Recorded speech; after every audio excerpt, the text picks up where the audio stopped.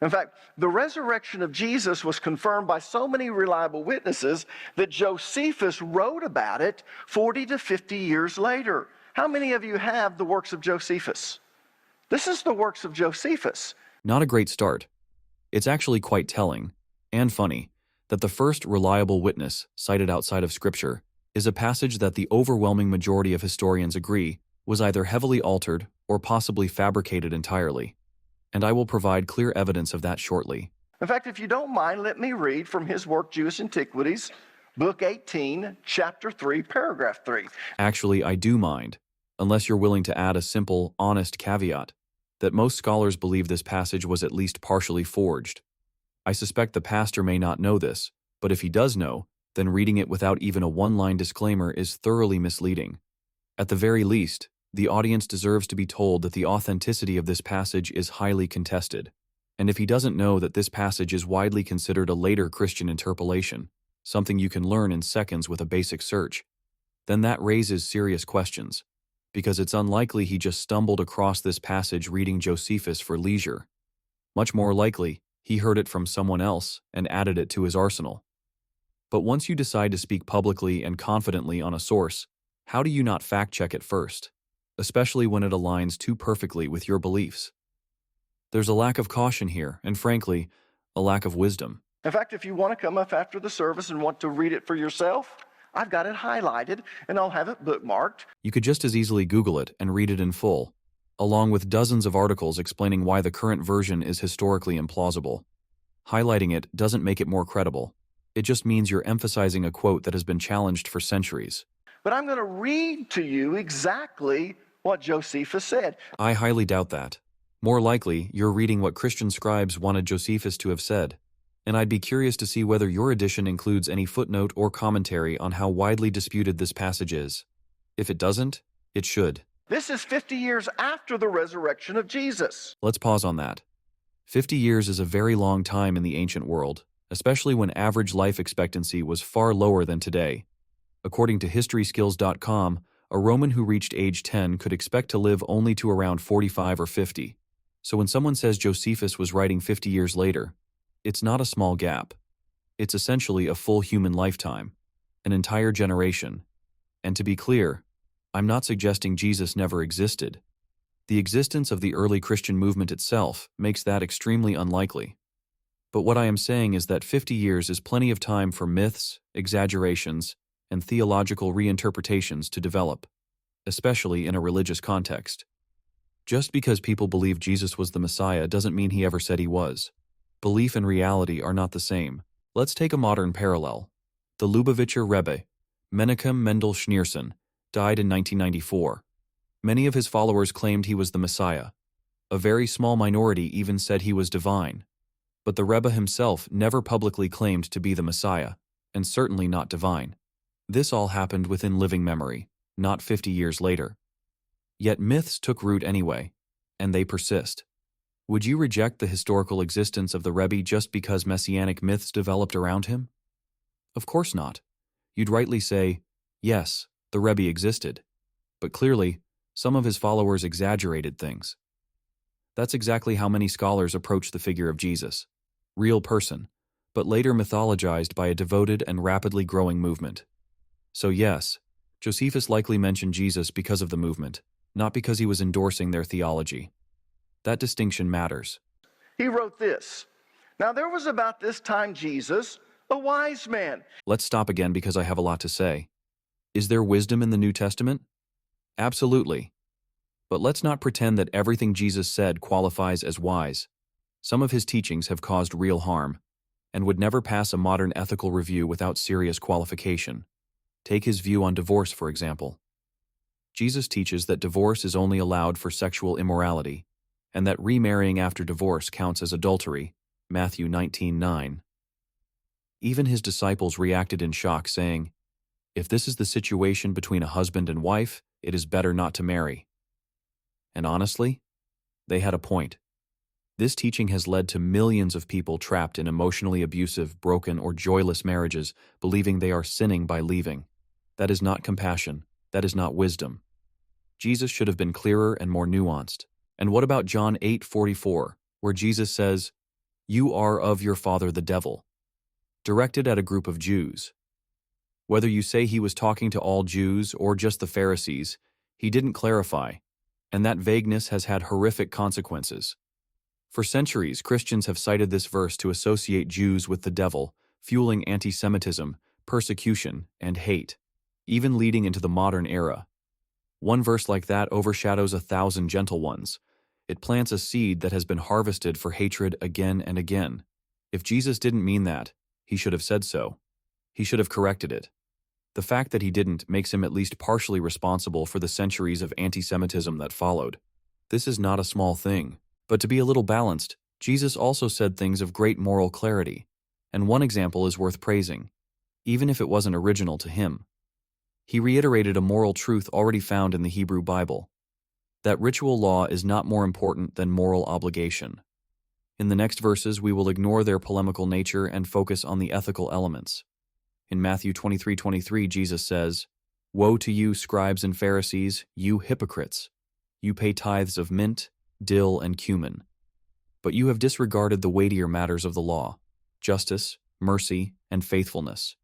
You should have practiced the latter, without neglecting the former." And in Luke 11:42, he says, "Woe to you, Pharisees! You pay tithes of mint, rue, and every herb, but you disregard justice and the love of God.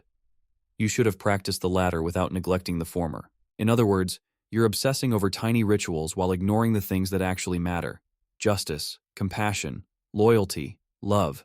This is still a problem today, among religious people of all stripes. Think about it. If someone spends hours a day on ritual, memorizing verses, avoiding minor impurities, praying precisely, but then neglects the suffering of their neighbor, what kind of religion is that? To put it bluntly, ritual without love is hollow. And any religious system that elevates ritual above human dignity is morally backwards. That's why this particular teaching of Jesus, though not original, is powerful. He draws attention to the absurdity of honoring God in form while betraying him in substance. And no, I'm not saying rituals don't matter. They do. But they matter less than justice, mercy, and helping people in real, tangible ways. That's not controversial. That's the moral core of religion. If it be lawful to call him a man. Why did he say that? Because Jesus was much more than a man. Jesus was the God-man. Jesus was God incarnated. He was one person, two natures, a human nature and a divine nature. And so Josephus is saying, I'm not even sure it's lawful to call him a man. Let's be clear. Josephus never said that. That's not a theological comment from him. It's a line inserted centuries later by Christian scribes trying to retrofit Josephus into their worldview. Interpreting this as Josephus wrestling with Jesus' divine nature is deeply misleading, and frankly, it betrays either a lack of familiarity with basic church doctrine or an attempt to oversell the text to the audience. Even from a Christian theological standpoint, this interpretation makes no sense. If you believe in the hypostatic union, the idea that Jesus is fully God and fully man, 100% of each, then you are actually obligated to affirm his humanity.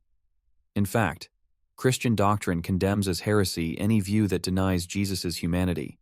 That heresy has a name: Docetism. Docetists claimed that Jesus only appeared to be human, a kind of divine illusion. This was explicitly rejected by early church councils and mainstream Christian theology. So if Josephus were implying that Jesus wasn't fully human, he'd be considered a heretic, not a proto-Christian. Now think about this. If Josephus believed something even remotely close to the idea that Jesus was divine, or anything approaching the God-man doctrine, don't you think he would have written more than a passing reference? This is a man who wrote volumes on Jewish history, politics, sects, wars, prophets, and rulers, thousands of pages. And in all that, how many times does he reference Christianity? Twice. Maybe 3 times if you count ambiguous phrases. One reference, Book 20, is about James, the brother of Jesus, mentioned in passing as part of a legal dispute. The other, Book 18, is the Testimonium Flavianum, widely accepted to be tampered with or fabricated by Christian scribes. That's pretty much it. So let's step back and apply common sense. If Josephus believed Jesus was the incarnate Son of God, a literal fusion of the divine and human, and that Jesus rose from the dead and fulfilled Jewish messianic prophecy. You're seriously telling me he made 2 short references and then moved on to talk about Herod's tax policies? That's not just unlikely. It's absurd. No sincere believer, especially a Jew in the 1st century who recognized Jesus as the Messiah and the Son of God, would write tens of thousands of words about Jewish history, prophecy, and divine activity, without dedicating significant space to the most important theological event in history. Unless, of course, he didn't believe any of it, which is exactly what the evidence suggests. So no, Josephus wasn't wrestling with whether Jesus was more than a man. That line was never his in the first place, and interpreting it through the lens of Trinitarian theology is not only anachronistic, it's irresponsible. And then he goes further. For he was a doer of wonderful works, in other words, miracles. Isn't it striking that despite hundreds of references in the Hebrew Bible describing the Messianic age, not one of them mentions a Messiah who would perform personal, small-scale miracles, like healing a few blind men or curing leprosy in isolated villages? Instead, the prophets paint a radically different picture.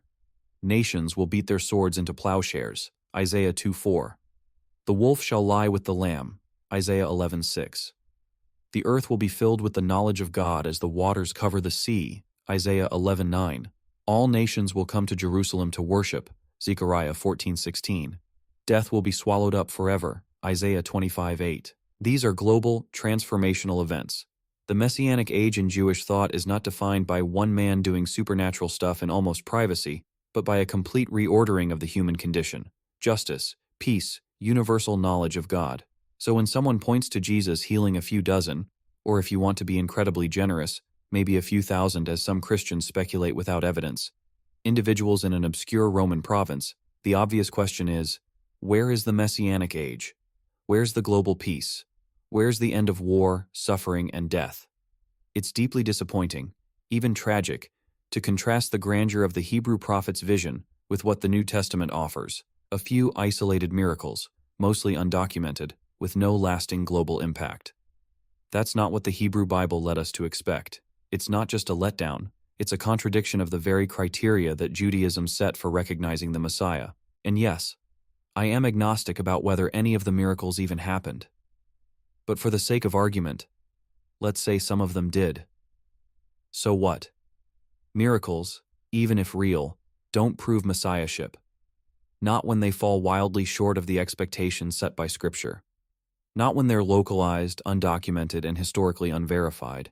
And even if you set that aside, Jesus' teachings, as we've already discussed, contain ethical missteps and serious ambiguities. His stance on divorce has trapped millions in harmful marriages. His careless words in John 8:44 laid the groundwork for centuries of anti-Semitism. His vague predictions about the end of the world have not materialized. If the miracles are supposed to make us overlook all that, sorry, but the objections are too strong. So no, I'm not convinced by a few wonderful works. Because even if some miracles occurred, they don't solve the deeper problems. They don't align with the Hebrew Bible's vision of redemption, and they don't make up for moral teachings that have caused lasting harm. To believe Jesus is the Messiah based on that would be to lower the bar from what God's prophets actually promised. And that's not something any honest reader of the Hebrew Bible should accept. A teacher of such men has received the truth with pleasure. I don't know if you caught that, but that's actually a jab at the religious leaders who rejected Jesus. And then he goes further.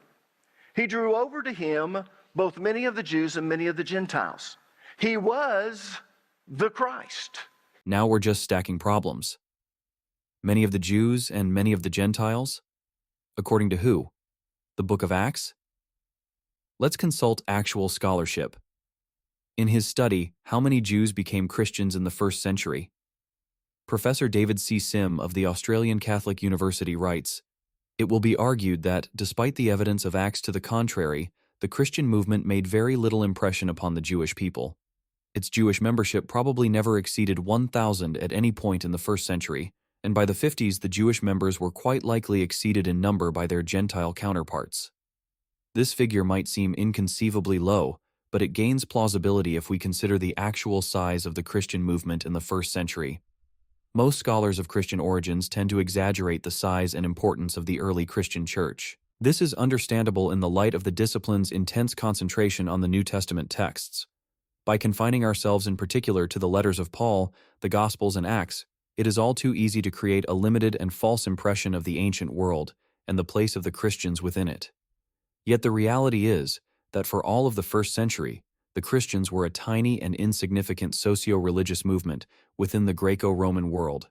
Hopkins, 1998, 195, 196. Rodney Stark's figure of 7,530 as the total Christian population at the end of the first century. So no, the idea that Jesus drew many of anyone is historically dubious. The movement was tiny, marginal, and mostly unknown in the broader Roman world. The vast majority of Jews never heard of it or rejected it, and even among Gentiles, it took centuries before Christianity gained any real traction. Now let's bring this back to the messianic expectation in the Hebrew Bible. Christians love to quote at least the first part of Jeremiah 31:31. "Behold, the days are coming, declares the Lord, when I will make a new covenant with the house of Israel and with the house of Judah." But they stop there. They rarely quote the very next verses, which are essential for understanding what this new covenant is supposed to look like. No longer will each man teach his neighbor or his brother, saying, "Know the Lord," because they will all know me, from the least of them to the greatest, declares the Lord. For I will forgive their iniquities and will remember their sins no more. Jeremiah 31:34. Read that carefully. The new covenant does not involve missionary work. It's the opposite of the Great Commission. There's no need to go around preaching because, under the new covenant, everyone already knows God. The knowledge of God will be universal. Missionaries won't be necessary because they will all know me. Now I do acknowledge Christian missionary efforts had many positives, but the very need for missionary work shows the new covenant never happened. So let's ask the obvious. Is the world Jeremiah described the world we live in today? Did Jesus accomplish this? Has Christianity fulfilled this vision? Even today, after 2,000 years, only about 1/3 of the world identifies as Christian, and many of those are cultural or nominal Christians. The other 2/3 of the world has either never accepted Jesus or rejects the New Testament outright. And if Christianity's future in the West is any indication, its global dominance is not guaranteed. And no, Jeremiah does not mention a second coming. There's no hidden clause, no footnote, no apocalyptic delay. Nothing in Jeremiah suggests a Messiah who dies, leaves, and then returns thousands of years later. If anything, that idea is conspicuously absent from all prophetic texts. If the first coming were the one people were likely to miss, why say so little about it? Why give all the attention to the second coming, which, by Christian claims, will be universally obvious? If God wanted the world to know the Messiah had come, why allow the first coming to be obscure, localized, and largely unrecognized by the very people the Messiah was promised to? That's not divine design. That's divine confusion. I challenge Christians. Read Jewish books and sources. Read Jewish commentary. Talk to Jews. Ask how these messianic passages have been understood. You don't have to fear this. Truth has nothing to fear from investigation. If your beliefs are true, they'll survive honest scrutiny. If they're not, wouldn't you want to know? Learning from other traditions doesn't weaken your spiritual journey. It strengthens it. And if there's one thing that's clear from the Hebrew Bible, it's this. The Messianic age hasn't arrived yet, because when it does, everyone will know it. Now, most of us think of Christ as a name because we refer to Jesus as Jesus Christ, as if Jesus is his first name and Christ is his last name. People, Christ is not a name. Christ is a title. Christ is translated from the Greek word Christos, and it literally means the anointed one, which is the title of the Messiah. So when we say Jesus Christ, what we're really saying is Jesus the anointed one, Jesus the Christ, the Messiah. Now, that's what Josephus is saying. He's saying Jesus was the Christ. In other words, Jesus was the Messiah, the one person the Jews were looking for to redeem mankind. I was about to say, finally, we agree on something, that Christ is a title, not a name. But then you had to go and ruin it by saying Josephus said Jesus was the Christ. But he didn't. And anyone who has actually studied this knows that. So let's bring in some real scholarship. Take Christopher M. Tuckett, a highly respected biblical scholar and Anglican priest. In the Cambridge Companion to Jesus, 2001, he writes, "This so-called Testimonium Flavianum has given rise to enormous debate. Cf. also par 89 above. There is little doubt that it cannot have been written by Josephus in its present form. The language is too explicitly Christian for that. Many have therefore argued that the whole paragraph is a secondary addition to the text of Josephus, added by Christian scribes. However, others have argued that, if one deletes the most obviously Christian phrases, those in italics above, then the rest of the passage can be plausibly read as stemming from Josephus. If so, the text may provide further evidence from a non-Christian source for Jesus' existence and his crucifixion under Pilate, along with the witness that he had a following and was credited with performing miracles. All this does at least render highly implausible any far-fetched theories that even Jesus' very existence was a Christian invention. The fact that Jesus existed, that he was crucified under Pontius Pilate, for whatever reason, and that he had a band of followers who continued to support his cause, seems to be part of the bedrock of historical tradition. If nothing else, the non-Christian evidence can provide us with certainty on that score. This summary reflects the scholarly consensus. Yes, Josephus probably mentioned Jesus. No, he absolutely did not write the version we have today with lines like, "He was the Christ." The phrase, "He was the Christ," is unmistakably Christian theology. It doesn't belong in the mouth of a first-century Jewish historian who never converted to Christianity. No serious scholar argues that Josephus believed Jesus was the Messiah. That would be a theological earthquake, and we would see much more from Josephus if he believed it. Instead, we get one suspicious paragraph and one passing reference to James, the brother of Jesus, who was called Christ. Think about it logically. Josephus wrote volumes on Jewish history. If he actually believed Jesus was the Messiah, a divine, world-changing figure, you'd expect him to mention it more than once, and you'd expect it to show up in other writings or be noticed by early Christians. The claim that Josephus said Jesus was the Christ is simply false. It's not controversial. It's textbook historical interpolation, well documented by Christian and secular scholars alike. So yes, Christ is a title. But no, Josephus never said Jesus held that title. That line was added by someone with a theological agenda, not a historian's pen. And now we'll present one more source of evidence. From Christianity and the Roman Empire, Background Texts by Ralph Martin Novak, 2001. Similarly, Origen, while discussing Josephus's account of the trial of James by the Sanhedrin, wrote, "And wonderful it is that while he, Josephus, did not receive Jesus for Christ, he did nevertheless bear witness that James was so righteous a man." Commentary on Matthew 10:17. These two passages obviously indicate that the text of Josephus available to Origen, who wrote some 70 years before Eusebius, did not contain any reference to Jesus being the Messiah. In view of this literary evidence and the alternative text found in the Arabic manuscript, the majority consensus among historians today is that while Josephus did refer to Jesus at this point in Jewish antiquities, the surviving passage is not the original form of Josephus's text. Although historians agree that the original text of Josephus has been altered, they have engaged in lengthy and often bitter arguments about the proper reconstruction of the wording of the original text. Did you catch that? We have one of the most significant church fathers, Origen, writing in the 3rd century, long after Josephus, quoting from Antiquities and explicitly saying that Josephus did not believe Jesus was the Christ. That completely contradicts the current version of the Testimonium Flavianum, which says, "He was the Christ." The only logical conclusion is that Origen had access to an earlier, uncorrupted version of Josephus, a version that lacked the later Christian interpolation. And that's why Origen could confidently state that Josephus did not accept Jesus as the Messiah. It would be absurd to suggest that Origen misunderstood or misrepresented Josephus. Origen was very familiar with Josephus. He cited him in multiple works. And if Josephus had made such a powerful pro-Christian statement like, "He was the Christ," Origen absolutely would have used it, especially when arguing against skeptics like Celsus. That he didn't tells you everything you need to know. So just between the evidence from Origen's own writings and the scholarly consensus reported by Novak and others, we already have plenty of reason to conclude that Josephus never wrote Jesus was the Christ. That phrase, and others like it, were added later by Christian editors seeking to strengthen the historical case for Jesus. In other words, it's not history, it's forgery. In a future video, we'll go even deeper, presenting more scholars and evidence. Because this isn't just about one historical quote.